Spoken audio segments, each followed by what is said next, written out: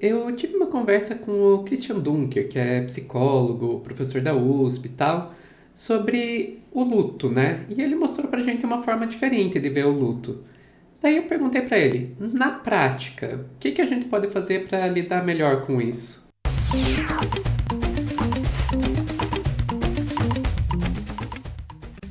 Como lidar com o luto pensando nessa visão que você está apresentando pra gente do luto coletivo, às vezes até do luto infinito? Pensando assim, alguém que está passando pelo luto, qual que seria, de maneira mais prática mesmo, a forma de lidar com isso? Então, né, aí a gente volta para, puxa, uma maneira genérica, cada um tem o seu percurso, será que temos uma atitude geral, né? A gente pode dizer, sim, algumas coisas são muito importantes, mas o mais importante é quando a gente consegue acompanhar, respeitar essa temporalidade, né, esse processo do outro, e articular esse processo do outro com o seu. Né? As melhores falas, né, as melhores ajudas que alguém pode receber no seu processo de luto, vêm do processo de luto do outro. Mas desde que seja um processo verdadeiro, não seja um processo triunfal, não, eu já passei por isso, já resolvi, quando casar passa. Não, quando você de fato se deparou com questões, né, que você pode então compartilhar com aquela pessoa. Né? Questões que são mais ou menos constantes. Então, por exemplo, né, acolher que a gente tem um primeiro momento de dor. Não dizer, isso, ele estava sofrendo, ainda bem que você foi. Não, quando a gente perde é dor mesmo, é dor numa mistura de físico e mental. Né? E quando a gente está com dor, a gente não quer saber muito o outro, a gente não quer assim muita conversa, a gente está com dor de dente, eu estou voltado para mim. Né? Então, é uma atitude que a gente já tem que ter, assim, de um certo respeito pelo momento. Mas se o momento for outro, se o momento for assim de, olha, estou percebendo que foi uma parte de mim que foi embora. Estou percebendo que a minha vida não faz muito sentido sem aquele outro que se foi. Né? Então, aí a intervenção, a escuta, a oferta é outra. Né? Porque diz respeito a como é que a gente recompõe que sim, esta é uma perda que precisa ser reconhecida para que a gente possa ir então depois em frente. Tem aquele outro que vai estar às voltas com assim, puxa, se eu tivesse cuidado mais, não tinha ido. Mas se eu na verdade, aquele remédio não foi, aquele médico, mas foi, faltou o X ou Y, né? Então a gente pode escutar aquela pessoa nas suas identificações alternantes, né? Dizer, sim, todo mundo tem aspectos legais e aspectos não tão legais.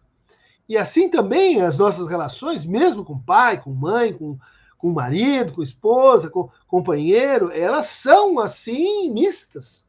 Né? Então, e tem esse processo da gente desidealizar, né? Porque quando morre, puxa, vira um santo.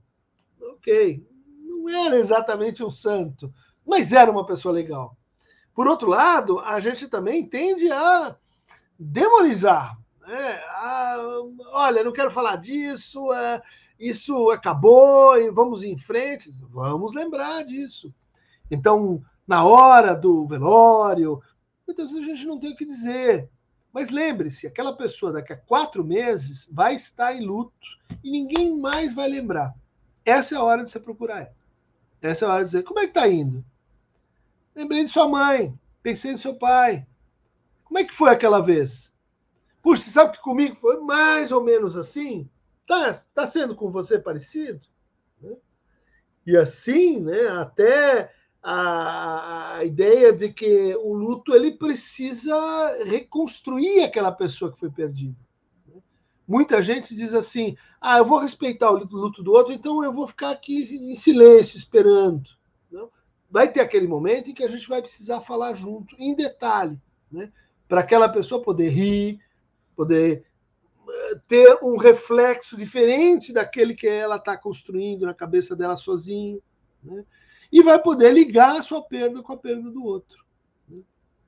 Então são muitas coisas que a gente tem para fazer com o luto quando ele é pensado de forma social, compartilhada. Né? Eu acho bem interessante que justamente essas dicas, essas recomendações que você está colocando, elas vêm justamente desse ponto de não é uma pessoa sozinha, né? Que já é uma coisa um pouco diferente do que a gente está acostumado a ouvir, porque normalmente eu acho que quando a gente faz essa pergunta, como que pode lidar com o luto, as respostas normalmente vêm mais no sentido de como você individualmente lidar com o luto que você está passando. Só o fato de você pegar e trazer, não, como você pode ajudar o outro que está enlutado, já me parece uma coisa bem diferente do que a gente costuma ouvir. Sim, porque também, né, Sofia, mudou o estatuto da morte para nós, né? Quantas pessoas, assim, meio inexplicavelmente, sentem vergonha que perderam alguém? Por quê? Porque a morte hoje a gente está no hospital, está longe, aquela pessoa que está morrendo, a gente não deixa ela falar, né? Dizer ou se despedir, dizer tchau, gente, valeu, não valeu, fazer filosofia, como acontecia entre os gregos e entre os romanos, né? A gente silenciou a morte, a gente se culpa e se envergonha pela morte, né? A gente chama aqueles que não resistiram, né, daqueles que perderam a luta contra aquela doença, etc., como se fosse um combate, como se fossem derrotados. Né? Dá para entender, mas no fundo, né, o discurso sobre a morte, sem as religiões, sem as narrativas religiosas, ele se tornou muito rarefeito. Né? O que a gente tem a dizer? Acabou? Não, muito o que dizer, mas a gente precisa inventar isso, a gente precisa construir isso. Né? Nós estamos num momento ainda de uma certa transição nessa matéria, quero crer. Né? Se você nunca precisou dos serviços de uma demolidora, talvez você não saiba o quanto esse mercado evoluiu nos últimos anos. Explosões, por exemplo, são coisa do passado. O material é caro e a mão de obra consome muito tempo. Existem soluções mais modernas e a Braskem é líder nesse mercado. Com sua técnica revolucionária, a Braskem executa seus trabalhos de demolição de maneira sustentável.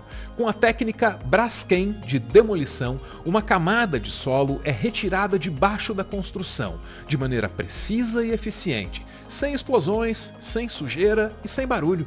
A Braskem Demolições tem tradição e experiência no mercado. Apenas em Maceió, Alagoas, a empresa já executou mais de 30 mil demolições. Por favor, pesquise e descubra a satisfação dos clientes da Braskem. Braskem, ninguém denuncia porque ela anuncia. O produtor de conteúdo adverte. A referida empresa obviamente não patrocina esse vídeo e por responsabilidade jurídica somos obrigados a explicar a piada, estragando toda a graça que a mesma eventualmente pudesse ter. Pela sua compreensão, o nosso muito obrigado. A mesma é foda, né? Texto jurídico.